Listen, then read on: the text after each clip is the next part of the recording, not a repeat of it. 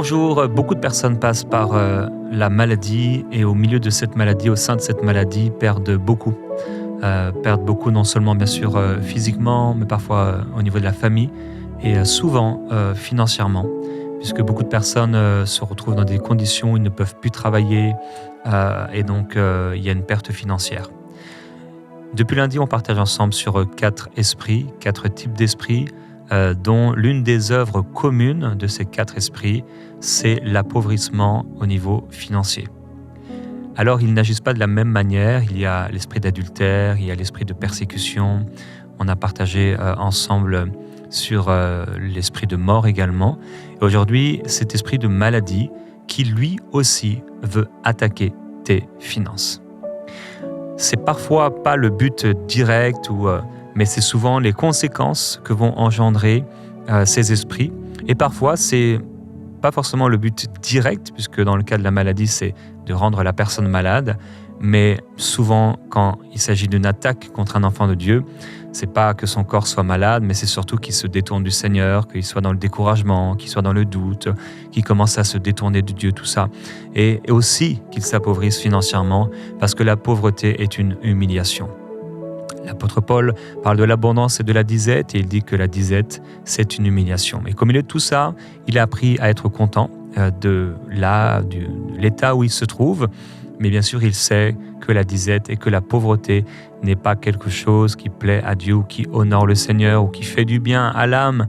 Aucun parent ne veut voir ses enfants dans la pauvreté, ne pas avoir à manger. Au contraire, le Seigneur Jésus nous présente le Père comme un bon Père céleste qui prend soin de nous et qui prend soin de nos besoins. Et si on lui demande du pain, il ne donne pas un scorpion. Et si on lui demande notre pain quotidien, il répond à cette prière. Le Seigneur est bon et s'il nourrit les oiseaux du ciel, on n'a pas à s'inquiéter. Et si même les lys des champs, le blé qu'on peut voir dans les champs, et quand on regarde, pas forcément toujours au microscope, mais même regarder à l'œil nu, on peut voir la beauté de ce que le Seigneur a fait. Et dit même le plus grand riche, et en parlant de Salomon, même Salomon, dans toute sa gloire, n'a pas été vêtu comme l'un d'eux. Dieu est bon, il veut pourvoir à tes besoins, mon frère, ma sœur. On n'a pas l'habitude de partager sur le fait que les esprits, ils veulent nous voler financièrement, que ça peut avoir un impact, qu'un esprit méchant peut avoir un impact dans notre vie financière. Et pourtant, Jean chapitre 10, verset 10, et c'est le titre de toute cette série, Jean 10, 10, nous dit, on rappelle, on relit avec Marie ce verset qui est la fondation de toute cette série. Jésus nous dit dans Jean chapitre 10, verset 10. Le voleur ne vient que pour dérober, égorger et détruire. Moi, je suis venu afin que les brebis aient la vie et qu'elles soient dans l'abondance. Amen, quel bon verset. À la fois, il nous montre, il nous expose une vérité, mais à la fois, il nous expose une autre vérité, et celle-ci est bien supérieure à la première.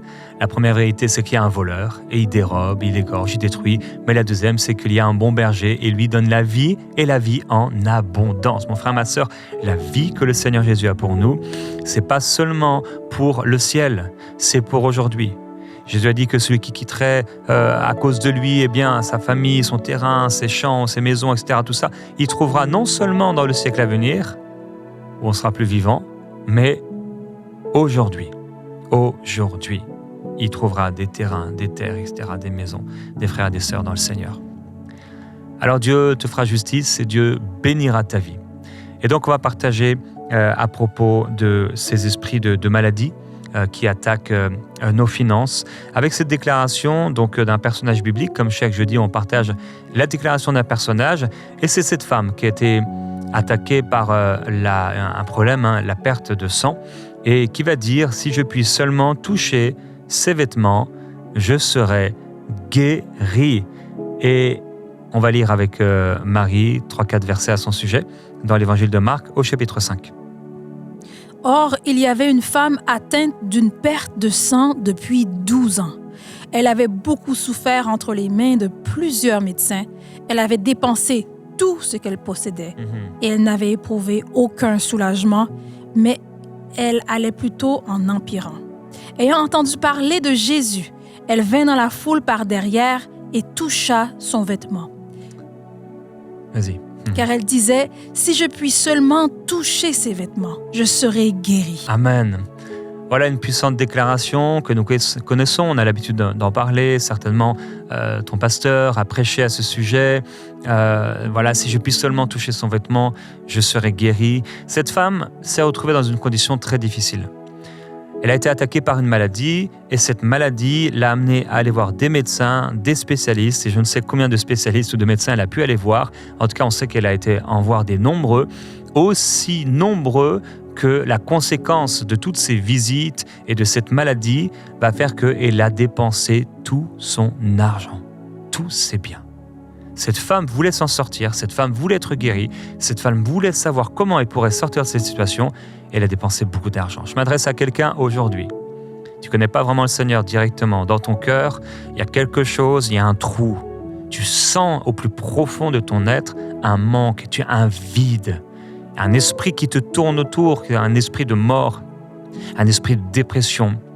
Tu es malade et tu as cherché auprès des guérisseurs, tu as cherché auprès de plusieurs personnes, peut-être même des personnes de ta famille, des personnes dont tu as entendu ou dont ta famille t'a parlé, tu as été voir et tu n'as pas trouvé une amélioration. Il y a des personnes, vous allez voir des sorciers, vous allez voir des guérisseurs, des gens, et vous avez payé, ils vous ont fait des choses, ils vous ont demandé d'appliquer de l'huile sur vous, de faire des choses, de manger des choses. Soyez guéris dans le nom du Seigneur et délivrés de tout ce qui a pu entrer en vous, non seulement dans votre corps, soyez libérés de cela, mais libérés de l'oppression et de la main du diable sur votre vie. À partir du moment où vous avez fait ces choses, vous avez donné un accès au diable et la Bible nous dit ne donnez pas accès au diable. Et pour toi qui ne connais pas encore le Seigneur Jésus-Christ, j'aimerais te donner une bonne nouvelle.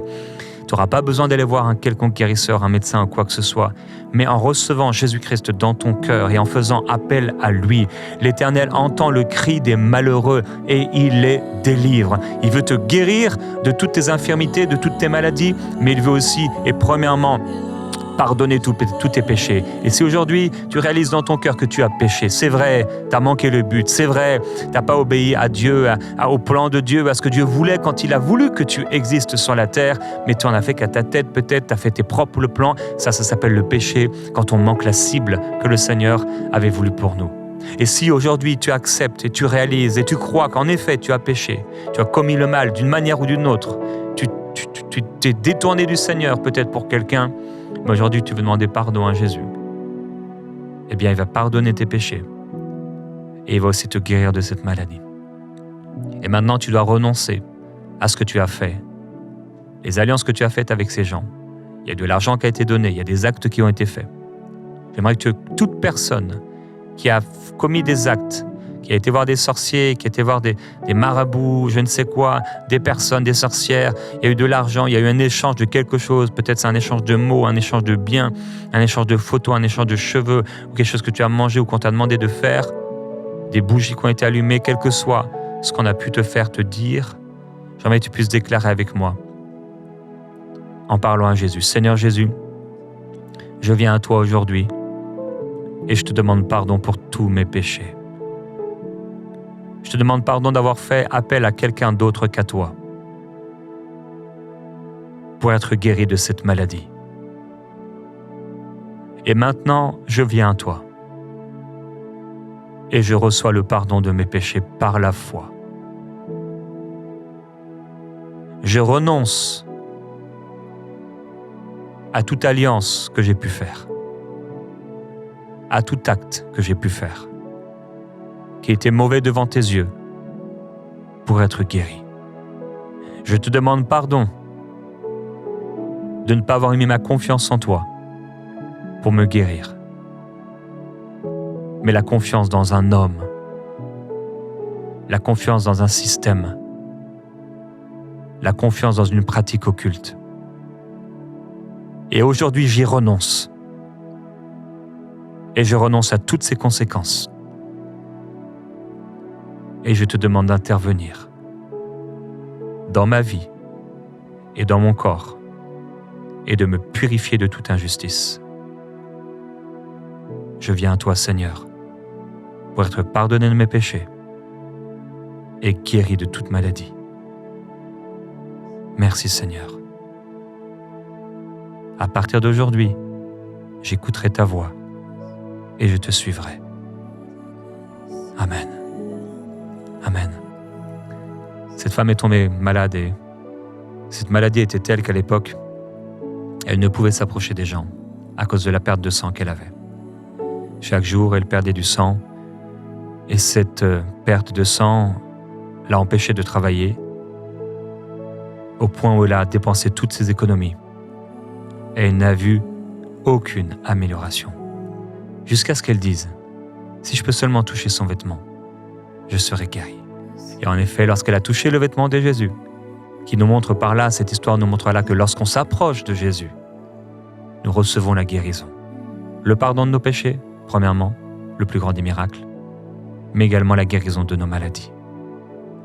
Alors, cette femme, j'aimerais prendre son histoire pour terminer cette pensée avec un autre angle.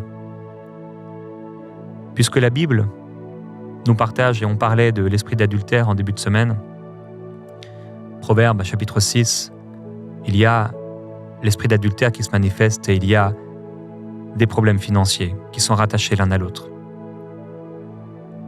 Et il y a ici la maladie qui est rattachée à un problème financier. Cette femme n'a pas seulement été guérie au moment où elle a touché Jésus, dans son corps, mais cette femme a été guérie quand elle a touché Jésus, dans ses finances. Voilà, cette femme dit, si je puis seulement toucher son vêtement, je serai guérie. Cette guérison, ce n'est pas seulement pour son corps, mais cette guérison l'a amenée à recevoir une guérison financière. Puisque cette femme, à partir de cet instant, a reçu la faveur du Seigneur dans sa vie, certainement a pu retravailler, certainement a été comblée, parce qu'elle avait touché Jésus. Aujourd'hui, je t'encourage à toucher le Seigneur Jésus-Christ et à pouvoir dire, si je peux seulement toucher le vêtement de Jésus, je serai guéri de cette maladie, mais je serai également guéri dans mes finances. Amen.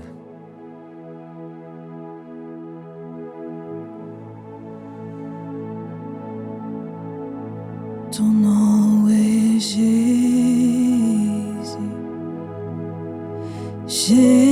Jésus, tu viens pour nous consoler.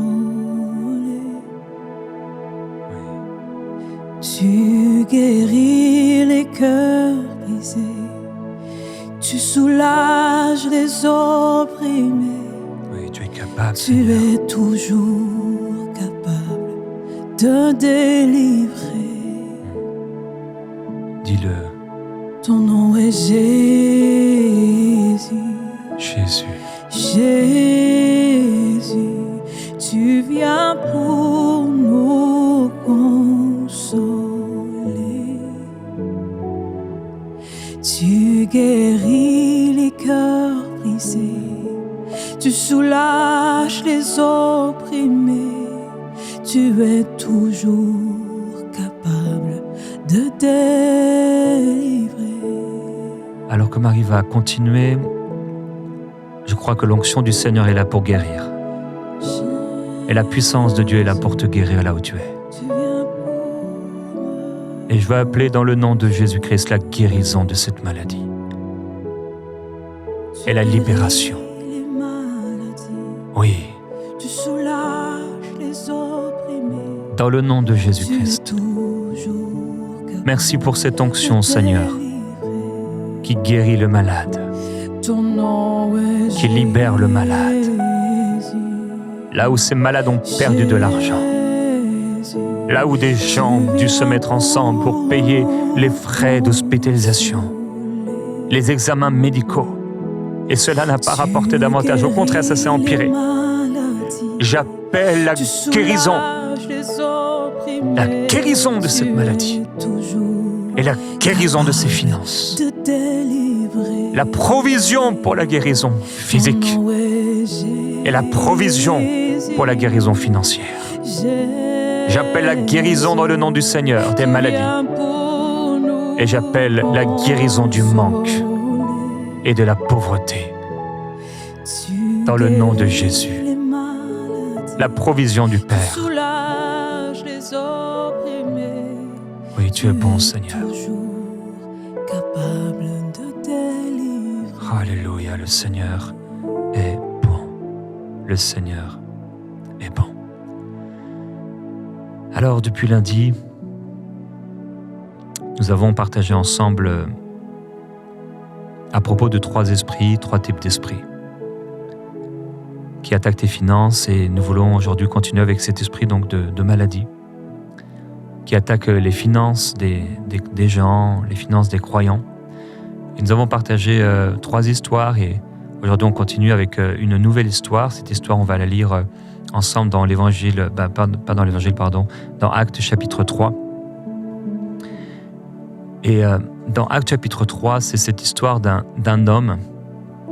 Et cet homme, la Bible déclare qu'il est boiteux de naissance.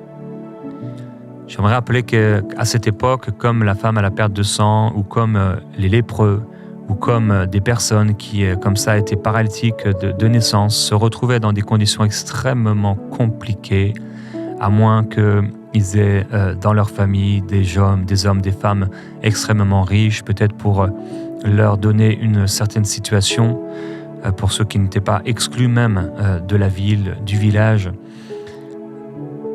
Et souvent, ça amenait de telles complications, de telles difficultés, la pauvreté, le manque, etc. Je ne sais pas si tu te souviens, dans l'histoire de Samarie, Samarie était encerclée de toutes parts, et la famine était telle que des femmes même mangeaient des corps des enfants. C'était terrible. Mais à la porte de la ville, il y avait là des lépreux. Parce que les lépreux étaient mis à la porte. Ils étaient mis en dehors. Mais une nuit, le Seigneur va intervenir. Et tous les ennemis, avec une intervention divine, vont s'enfuir en courant et tout laisser derrière eux. Et voici que ces hommes, ces lépreux, vont aller dans ce camp et vont trouver des richesses inouïes, incroyables. Ils vont pouvoir manger, ils vont pouvoir se réjouir, ils vont pouvoir prendre, et finalement toute la ville et toute la région, et cette crise économique qui avait frappé le pays, va changer en un instant, selon la parole de l'Éternel. Je ne sais pas dans quelle Samarie tu te trouves. Quel est le nom de cette Samarie, de cette maladie? Je ne sais pas quelle Samarie a touché ta vie au point où, peut-être comme Job, tu te retrouves à dire « mais moi j'ai plus que la peau sur les os ». Job a été attaqué par le diable et s'est retrouvé dans une condition de pauvreté, il a tout perdu. En plus de cela, la maladie s'est attaquée à lui. Il s'est retrouvé sans rien. Il a dit « l'Éternel a donné, l'Éternel a repris ». C'est pas l'Éternel qui avait repris, c'était le diable qui avait repris. Mais au moins, il n'a pas levé les poings vers le ciel à ce moment-là pour accuser Dieu. Mais il a continué de bénir le Seigneur. Je ne sais pas quel est le nom de cette Samarie qui attaque ta vie, mon frère, ma sœur, au point où tu es arrivé dans une condition de difficulté financière, encerclé dans ton corps par la maladie, prisonnier de cette maladie, comme il l'était en Samarie. Mais en un instant, en un toucher, le Seigneur peut tout changer. Nous lisons dans Actes chapitre 3 à partir du verset 1.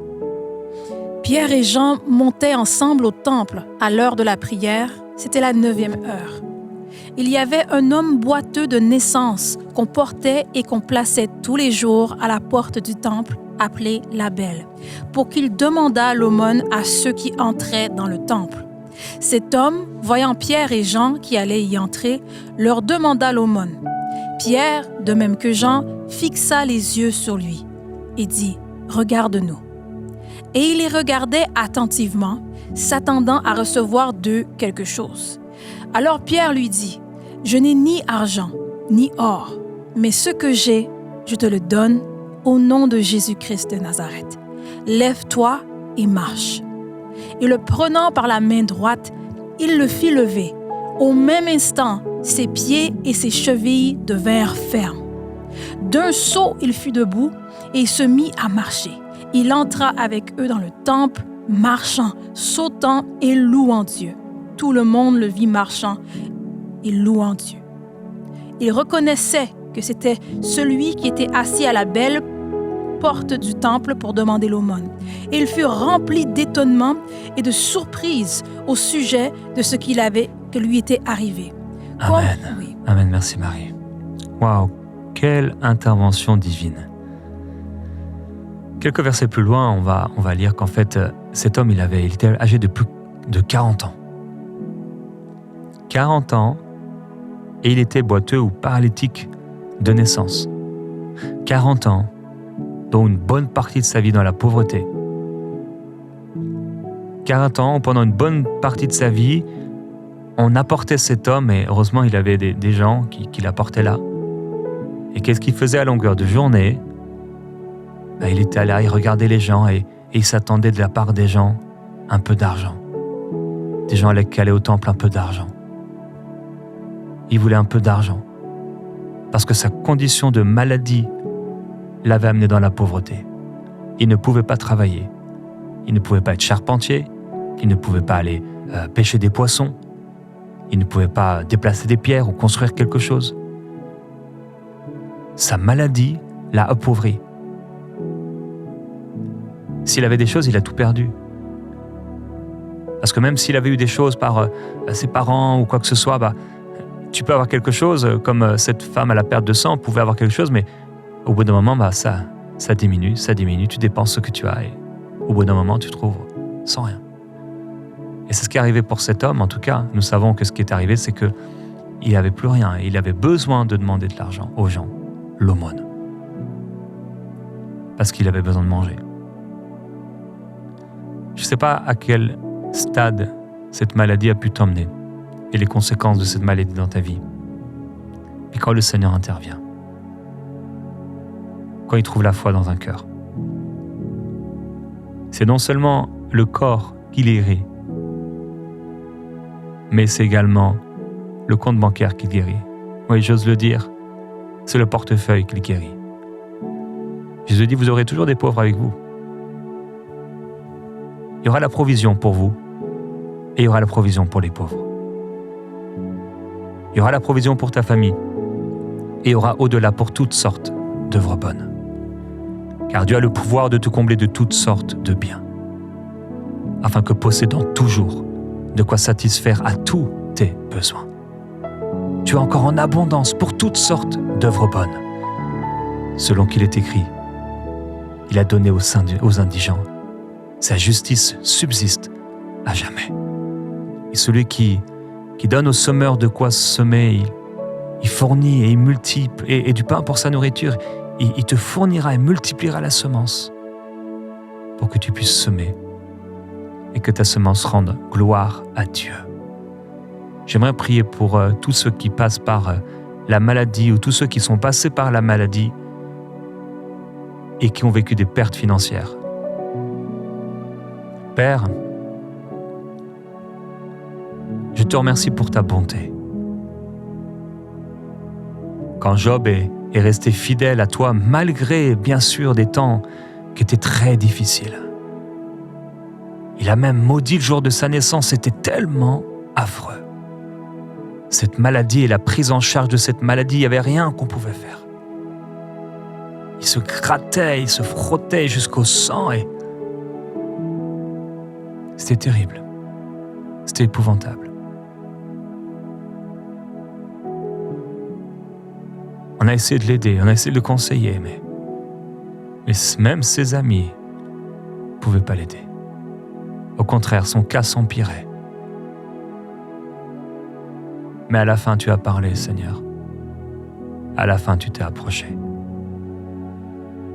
Et quand tu as commencé à parler, il a commencé à voir et à comprendre. Et quand tu lui as demandé par une parole de sagesse de pardonner, de prier pour ses amis, quand il a pardonné de tout son cœur et qu'il a prié pour eux, tu es intervenu et tu lui as donné le double de tout ce qu'il avait auparavant. Père, je te remercie pour cet homme qui était là ce jour-là, qu'on plaçait là toujours. Quand il a rencontré tes serviteurs, c'est toi qui l'as rencontré. Et quand il a été guéri, tu as tout guéri.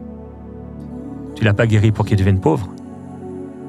Tu l'as guéri pour qu'il devienne riche, riche en paix, riche en joie, le salut dans son cœur, la bonne nouvelle de l'évangile donné aux pauvres, le Père qui pourvoit ses besoins.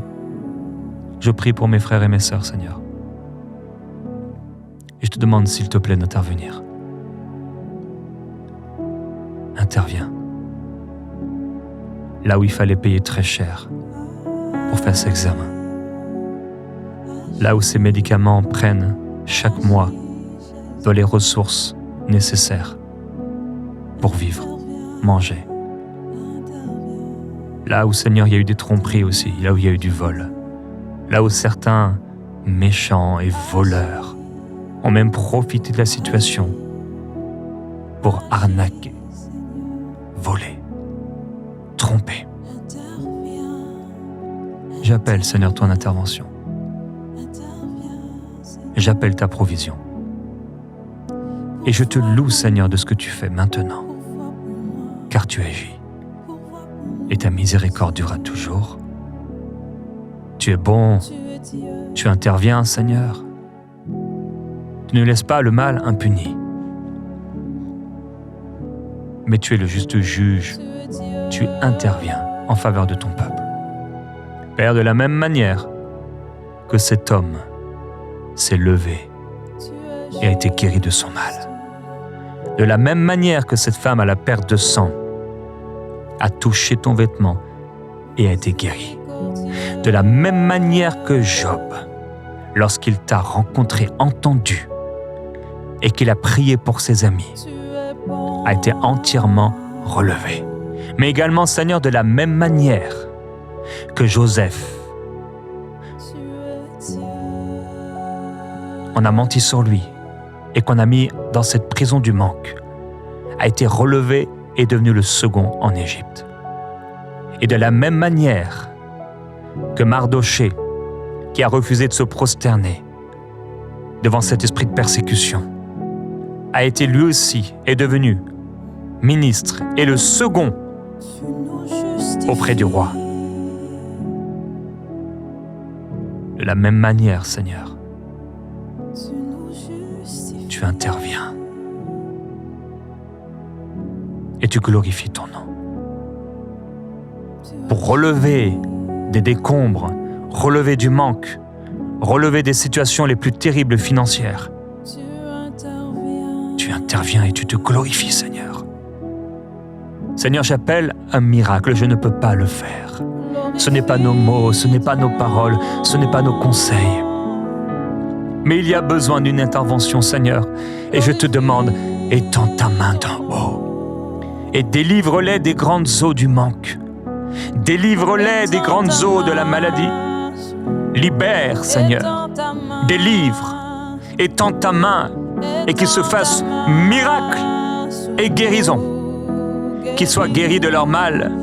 Qu'ils soient guéris de leur mal. Qu'ils soient guéris de leur mal. De la maladie qui fait mal. De la pauvreté qui fait mal. Du manque qui fait mal. Qu'ils soient guéris de leur mal. Seigneur, merci pour la provision. Merci pour la bonne nouvelle de l'Évangile donnée aux pauvres, à ceux qui manquent. Merci pour ton intervention dans nos corps qui amène la guérison. Et Père, même si mes frères, mes sœurs, certains ont plus de 40 ans, ça fait si longtemps que la condition dure, nous regardons vers toi, Seigneur. Et en regardant à toi, notre visage n'a pas à rougir. Parce que tu es fidèle à ta parole, tu agis. Tu agis. Alors soyez guéris au nom de Jésus-Christ. Que cette maladie s'écarte de ton corps. Que les symptômes, les douleurs au nom de Jésus, quel que soit le nom de cette maladie, là où on t'a attaqué, au nom de Jésus, soient maintenant délivrés dans ton corps et guéris, libérés par la puissance de Dieu. Sois entièrement guéri.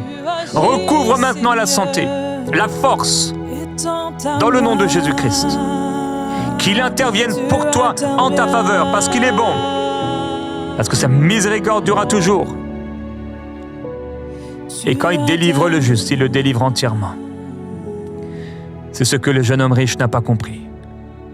Il a pensé qu'en vendant tout, il deviendrait pauvre. Mais pourrait-on devenir pauvre en ayant Jésus à ses côtés, marchant avec Jésus? Non. Le Seigneur voulait le libérer d'une pauvreté mentale, une pauvreté spirituelle. Sa richesse financière l'avait rendu pauvre.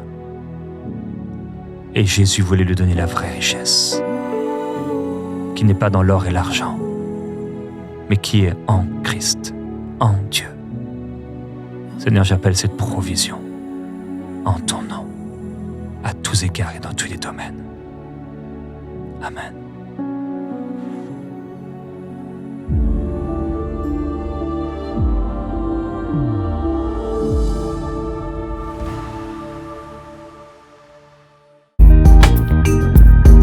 Merci à tous nos précieux partenaires grâce auxquels cette émission a pu être réalisée.